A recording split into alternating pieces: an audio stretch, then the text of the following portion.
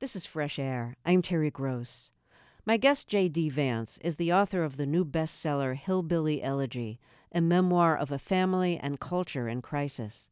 He says the book is about what goes on in the lives of real people when the industrial economy goes south. He writes about the social isolation, poverty, drug use, and the religious and political changes in his family and in Greater Appalachia. He grew up in a Rust Belt town in Ohio, in a family from the hills of eastern Kentucky. Until the age of 12, he spent summers in Jackson, Kentucky with his grandmother and great-grandmother. Vance joined the Marines, which helped him afford college. After attending Ohio State University, he went to Yale Law School, where he initially felt completely out of place.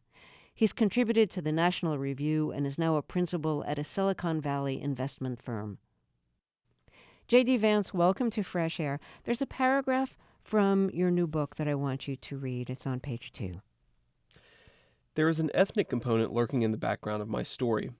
In our race-conscious society, our vocabulary often extends no further than the color of someone's skin. Black people, Asians, white privilege. Sometimes these broad categories are useful. But to understand my story, you have to delve into the details. I may be white, but I do not identify with the WASPs of the Northeast. Instead, I identify with the millions of working-class white Americans of Scots-Irish descent who have no college degree. To these folks, poverty is the family tradition. Their ancestors were day laborers in the southern slave economy, sharecroppers after that, coal miners after that, and machinists and mill workers during more recent times. Americans call them hillbillies, rednecks, or white trash. I call them neighbors, friends, and family. Thanks for reading that. There's, the line where you make a point of saying that your people were day laborers in the slave economy of the South. Reading between the lines there, what are you saying about class and race with that statement? Well, I guess I'm not trying to say anything too explicit about race, but to note that poverty just goes back really, really far in the generational stories of these families. So the point I'm trying to make ultimately is that these folks have been poor for a very long time. In a lot of ways, intergenerational poverty is something that they inherited and that they've lived with as part of a family tradition. And I think part of that means they've grown up with a certain resentment at rich people, but it also means that for them, the upward mobility that a lot of folks experienced right after World War II was their first real taste of economic optimism, and I think something that really gave them a lot of hope. And ultimately, as I write later in the book, that hope didn't really materialize. Reading your book, I get the impression that that you think, and I think rightfully so, that there's a lot of similarities between what poor people who are white endure in America and what poor people who are black endure in America. Sure, there's differences too, but there's a lot of things in common. Yet I'm wondering if you and the people who you grew up with made that connection at all and felt any sense of identification with black people who were your class counterparts. I never thought when I was a kid that there was a sense of competition or animosity towards poor blacks. I just thought there was a recognition that they lived differently. They primarily lived on the other side of town, and we're both poor, but that's kind of it. There wasn't much explicit statement of kinship or of the lack of kinship. Though I will say there was one really interesting experience I had with my grandma where I started to realize that there was some sort of kinship, at least that she felt. And I think I was very lucky to have that exposure to a woman who had lived the life she had but was able to think these thoughts. And what happened is that we were watching a golf tournament, and it was, I believe, the 1997 Masters where Tiger Woods won. I was a very young kid, maybe 19 or 20, and the only reason my grandma was watching is because he was in it. She loved Tiger Woods, and the reason she liked Tiger Woods is because she saw him as an outsider that was shaking up a rich man's game. And there was this really interesting moment where after he won, and the Masters always has this ceremonial winner's dinner to celebrate the victor, one of the golfers said something to the effect of, "What are we going to have at the winner's dinner? Fried chicken and watermelon," which of course was this extraordinarily nasty racist comment. But it struck me at that moment, one, that fried chicken and watermelon was almost the cultural food of my people, and my grandma just got so viscerally angry, and she said, "Those a-holes, they're never going to let people like us be part of their crowd." And the sense that she had was they both looked down on the black people who are outsiders and the poor white people are outsiders. And she really saw the similarities. And that was the first real exposure that she felt some sort of kinship to people who looked very different from her, but ultimately were similar in a lot of ways. Your family is from Jackson, Kentucky, and your grandparents moved to southwestern Ohio after that. But you spent a lot of time in Jackson growing up. Would you describe what that community was like physically and also just what it was like as a community? Jackson, Kentucky is in southeastern Kentucky coal country, and it's this extraordinarily beautiful part of the Appalachian Mountains. Pretty big hills, pretty severe, harsh landscape, but also just a very beautiful town with very beautiful people. It's about 6,000 people. There are only a couple of stoplights in town. There are maybe a few restaurants. Most of them are fast food restaurants. And the people are these extraordinarily sweet people who love the land and also love the people that they grew up around. And when I was a kid, the first time I realized that there was something really unique about Jackson and its people, as I write in the book, there was a funeral motorcade passing by, and my grandma said, "We have to get out. We have to stand at attention." And I said, "Why, Mama? Why are we all doing this? Why does everybody stop and stand at attention when a funeral motorcade passes?" And she said, "Because, honey, we're a hill people and we respect our dead." And it made me realize that there was something very important about this identity of hill people that both my grandma and the rest of Jacksonians took on as a certain self-identifier. So you write that you consider your family part of a greater migration from Appalachia to Ohio. What is that period of migration that you're writing about? What is that larger wave that you feel your family is part of? So there were two big waves of migration, one right after World War I, the second right after World War II. And my grandparents were part of that second wave where literally millions of people moved from the hills of eastern Kentucky, West Virginia, eastern Tennessee, into southern Ohio, into Michigan, into northern Ohio, Pennsylvania, and so forth. And in many ways, the white part of the Rust Belt economy was really filled with these Appalachian migrants. There are various studies that suggest that at any given time, at least 30% of the population of some of these Rust Belt counties were directly from Appalachia. And of course, that doesn't count the kids and grandchildren of the Appalachian migrants. And so there was this sense in southern Ohio especially, we called our hometown of Middletown, Middletucky, because so many of the residents actually came from Kentucky. There was a massive family-based recruiting program that brought migrants from eastern Kentucky into the southern Ohio steel mill where my grandpa worked. So it was this massive transplantation of one culture and one group of people into an entirely different area. And a lot of times, of course, they kept the culture and they kept a lot of their habits with them when they moved. Yes, so you write that a lot of the people who moved from Appalachia to Ohio kept the culture, but your grandparents, you say, brought an ancient family structure from the hills and tried to make it work in a world of privacy and nuclear families, and it didn't quite fit. Would you explain? Sure. So in Appalachia, in eastern Kentucky, these families are extraordinarily large, and they're built on an extended network of kin. So grandparents, parents, aunts, uncles, cousins, they're all a part of the mix, and they all ultimately, I think, are involved in family life in a way that's a little bit different from upper income white people from the Northeast, for example. And what I think my grandparents found when they moved north is that they didn't have quite that extended network of kin that so many of their people back in eastern Kentucky depended upon. So there was no grandma or grandpa to look after the kids. There wasn't help from aunts and uncles. And I think my grandparents really struggled in a lot of ways without that big extended family network that they had become so dependent upon and so reliant upon. It's really sad in a lot of ways because I think, this is a slight aside, but a lot of the modern social welfare state is built around a nuclear family. So when a kid enters a foster care system, for example, they're presented with an opportunity to go live with a licensed foster care parent or to stay with their parent who's potentially abusive or neglectful. That's why they're in that situation in the first place. And a lot of times these child welfare bureaucracies ignore these extended networks of kin that are really important to these children's lives. And so that's one of the things I found when I was a kid, is that I wasn't really given an opportunity by the child welfare worker to go and live with Mama and Papa, which is what I wanted to do. What I was given an opportunity was to either shut up or to go live with a complete stranger.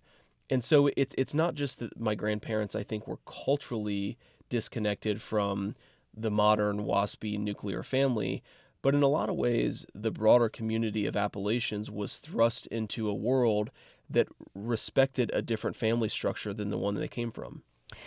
Why were you almost put in a foster home when you were 12 years old?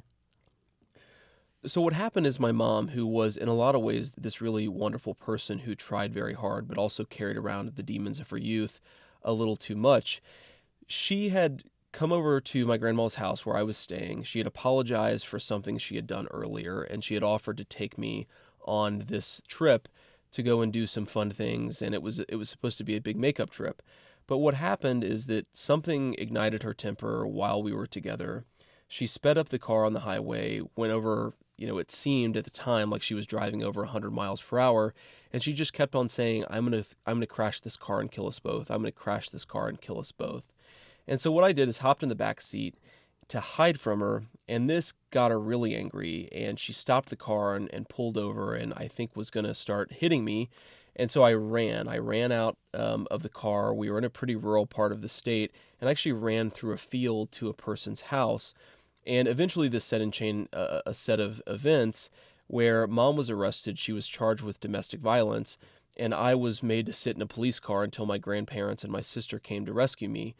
But that's what invited the child welfare bureaucracy into our lives, is that as soon as she was charged with domestic violence, it became a case of child abuse and neglect.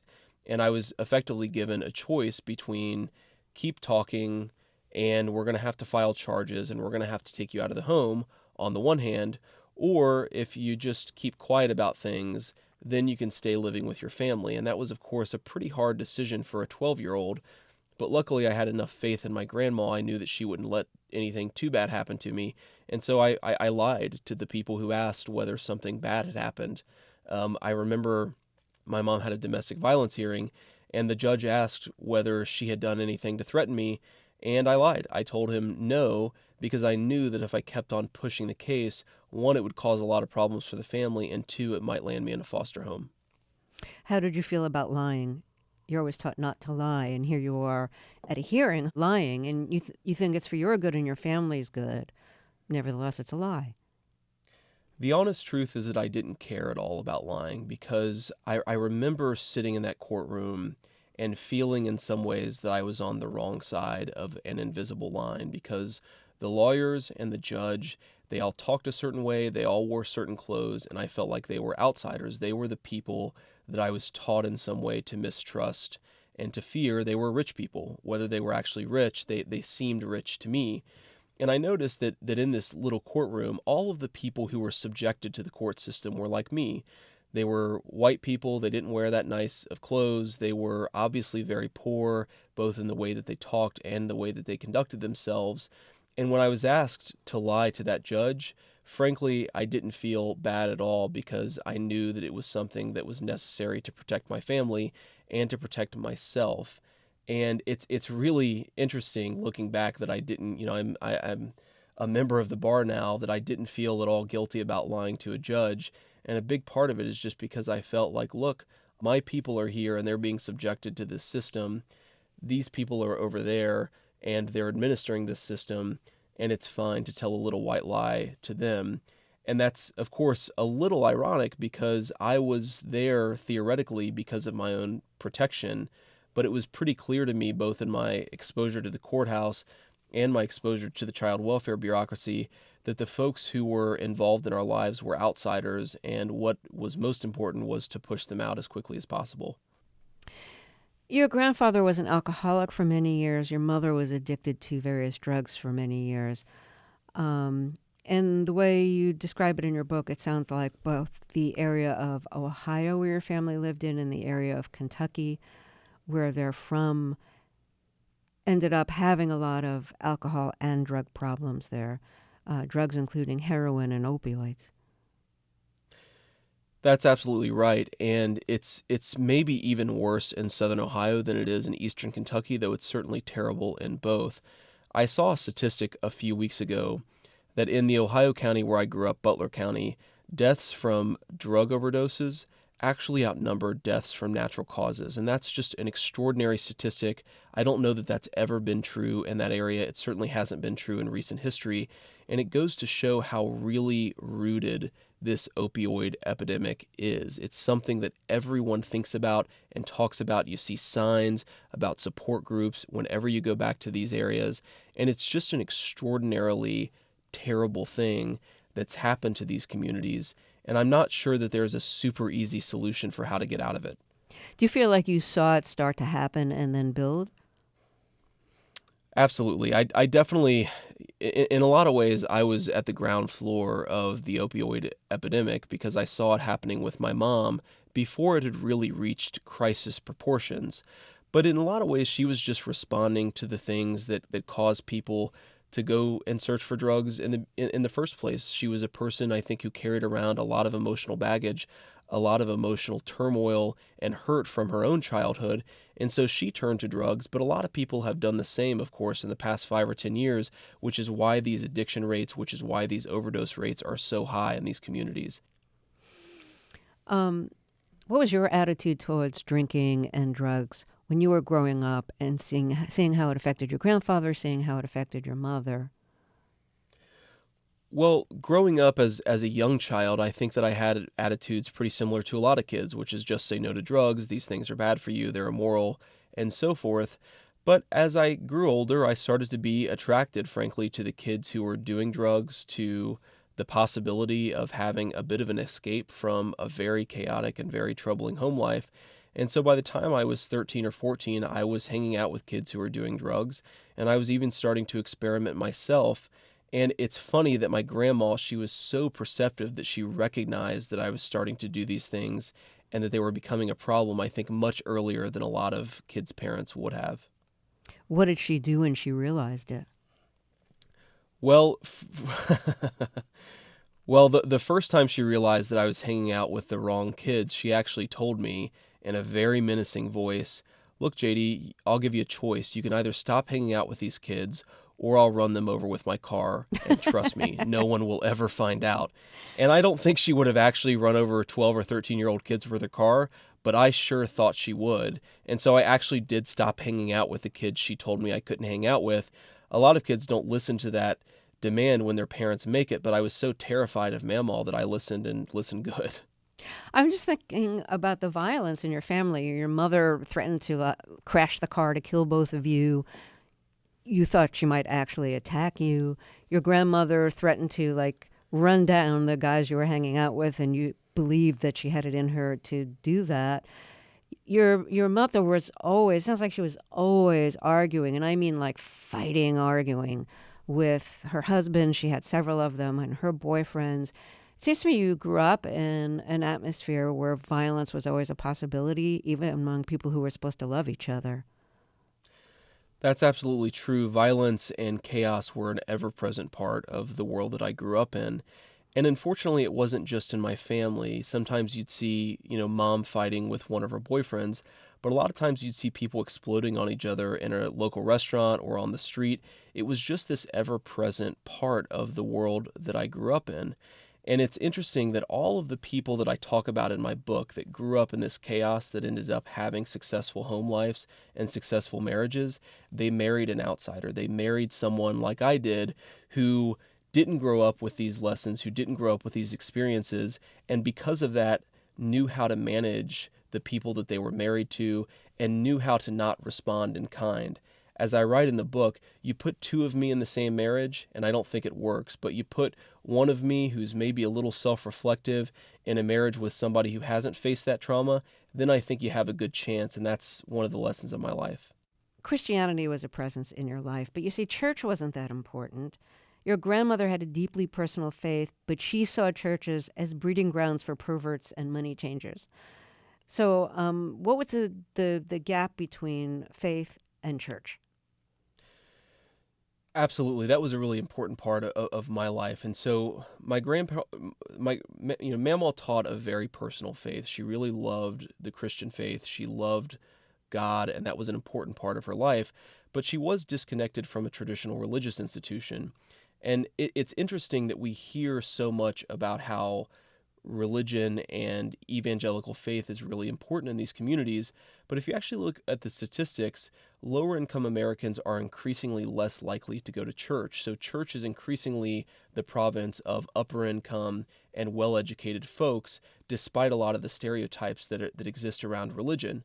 The problem, of course, is that children who go to church, they are less likely to commit crimes, less likely to do drugs, and there's some really good evidence by MIT economist Jonathan Gruber that this relationship is causal. So in this world where a lot of things are falling apart, church can be a really important backstop, but less and less people are going to church, and that was certainly something that was true in my life. Your grandparents were both religious. They were deeply Christian. Why didn't they go to church? So there are a couple reasons, I think. So one is that Mamaw just mistrusted a lot of the parts of institutional Christianity as she saw it. She saw that people were primarily asking for money and weren't actually that interested in the faith. And the other side of it, and I think this is related, is that Mamaw saw church as increasingly an upper crust institution. There were a lot of churches in Middletown, Ohio, but there weren't a lot of churches in the very poor white communities. They were typically in the wealthier suburbs. They were typically in the better educated suburbs, the parts of Middletown where people were doing a little bit better off.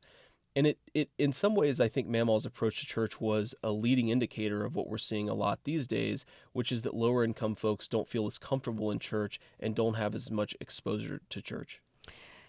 Your father, who you lived with very briefly, was one of the few conservative Protestants you knew who attended church regularly. And when you briefly lived with him, you went to his church and you were exposed to things like not believing in evolution. You say there was a big emphasis on the war against Christmas, as it's called. Mm-hmm. Remarks about the gay lobby. Sure. So how did you interpret that when you were exposed to it? Are those ideas that, like, did your grandmother not talk about the gay lobby? Was that not a part of her Christian view? No, she definitely didn't, and I think that was a big part of the modern fusion of conservative politics and evangelical Christianity. And because she was not part of a modern church, I don't think she ever picked up the rhetoric, some of the more political rhetoric of conservative Christianity.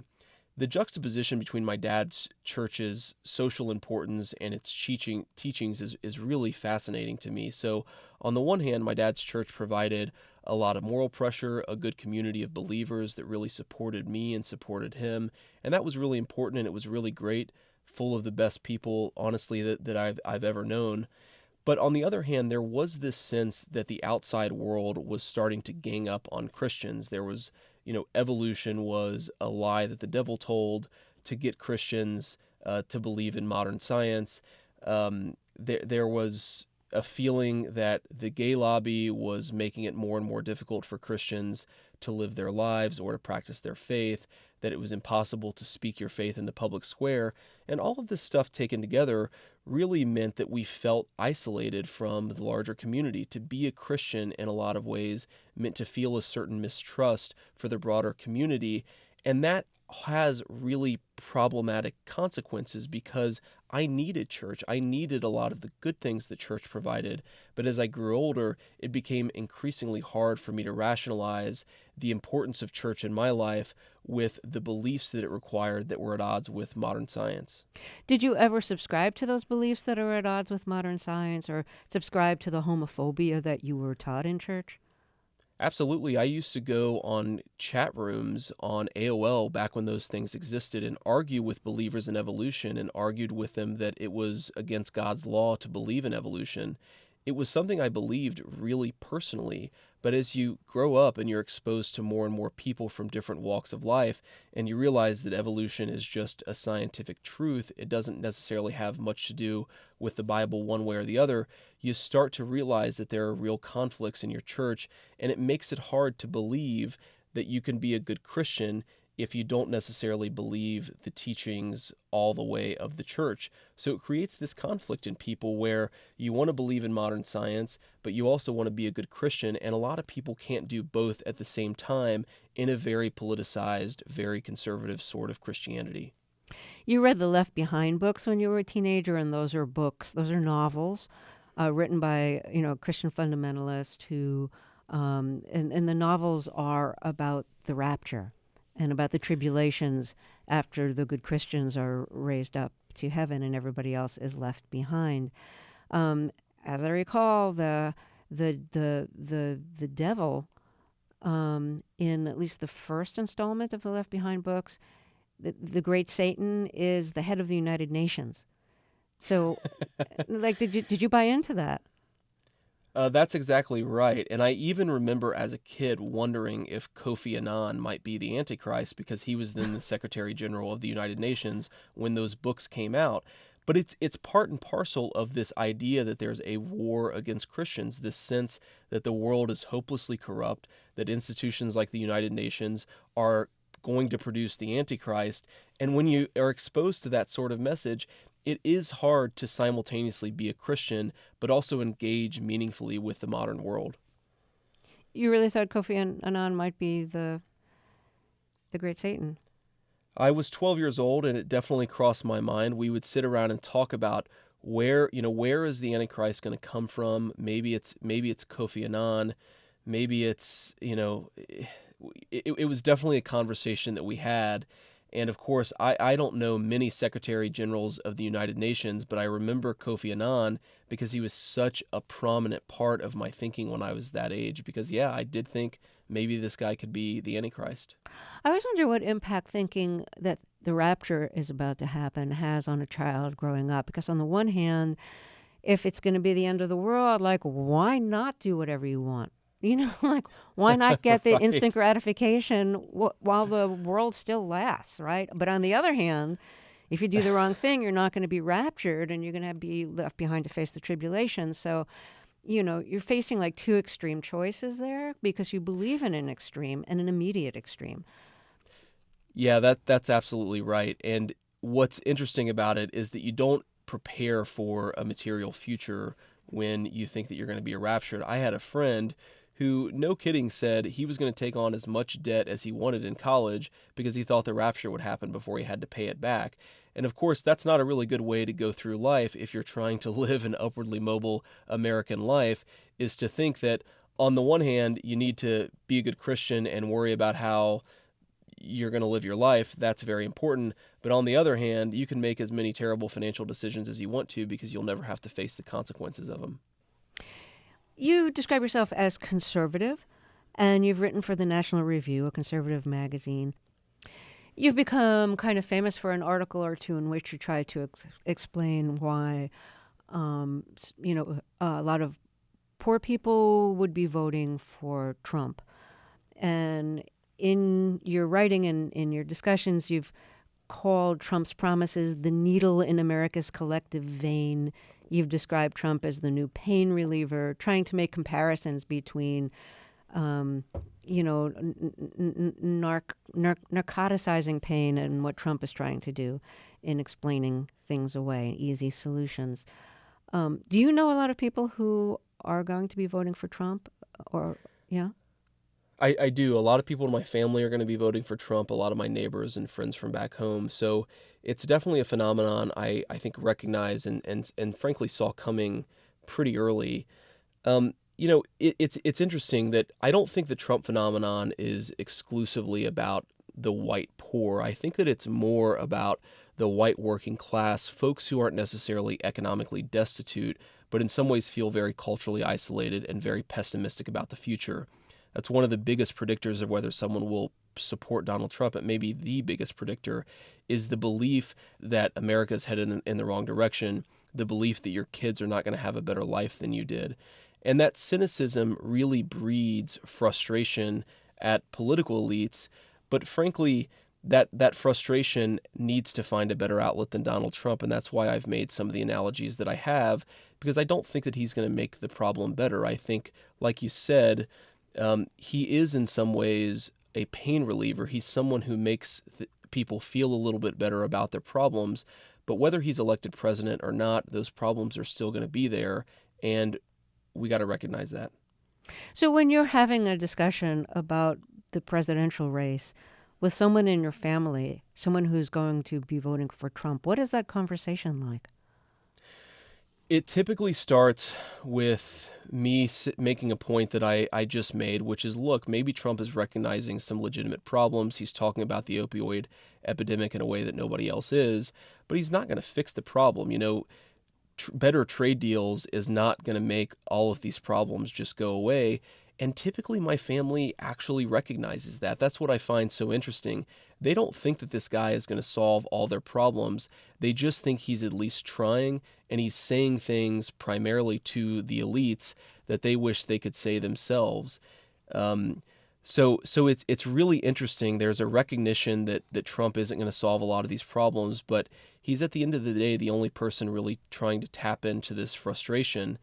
And it's, so my dad is a Trump supporter, and I love my dad. And I always say, Dad, Trump is not going to actually make any of these problems better.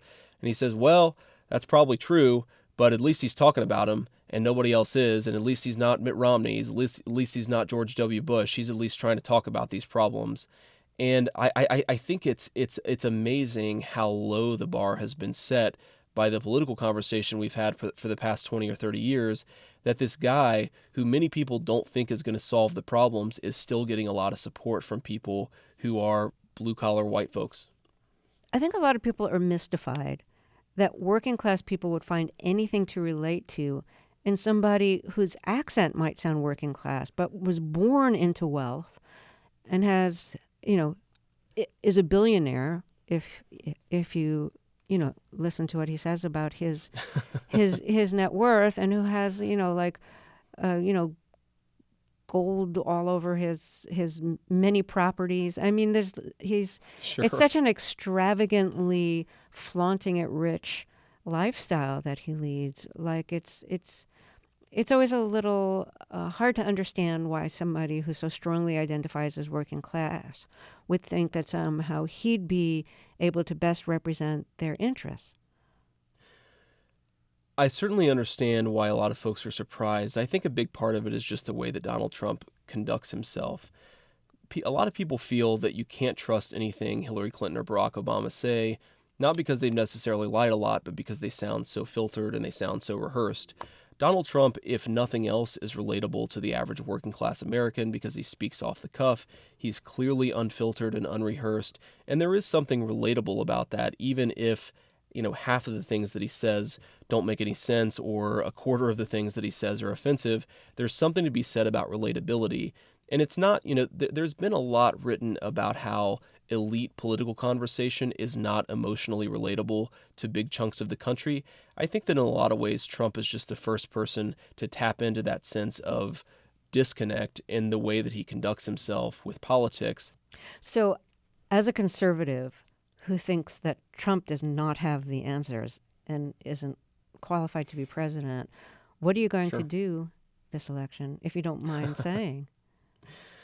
My current plan is to vote either third party, or, as I joke to my wife, I might write in my dog, because that's about as good as it seems.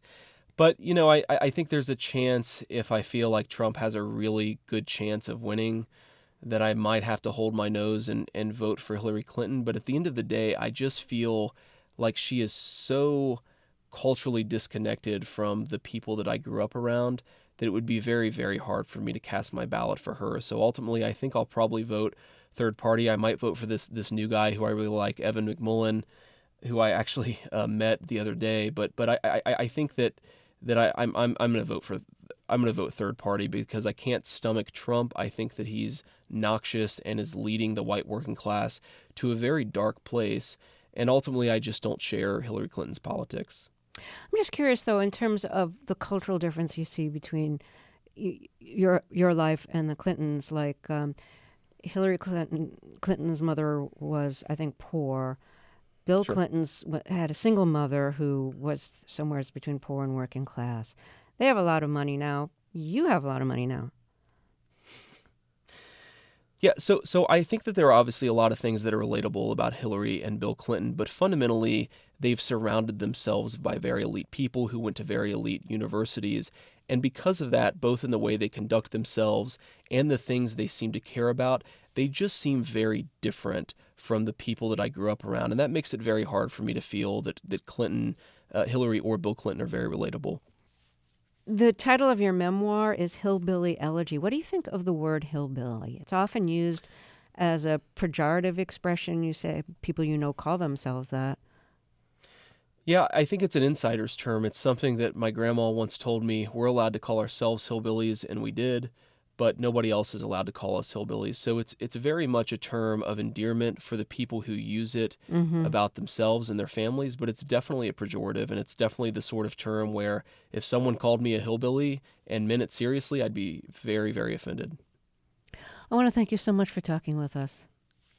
Yeah, Terry, thank you so much for having me. I really enjoyed chatting with you. J.D. Vance is the author of the new memoir, Hillbilly Elegy.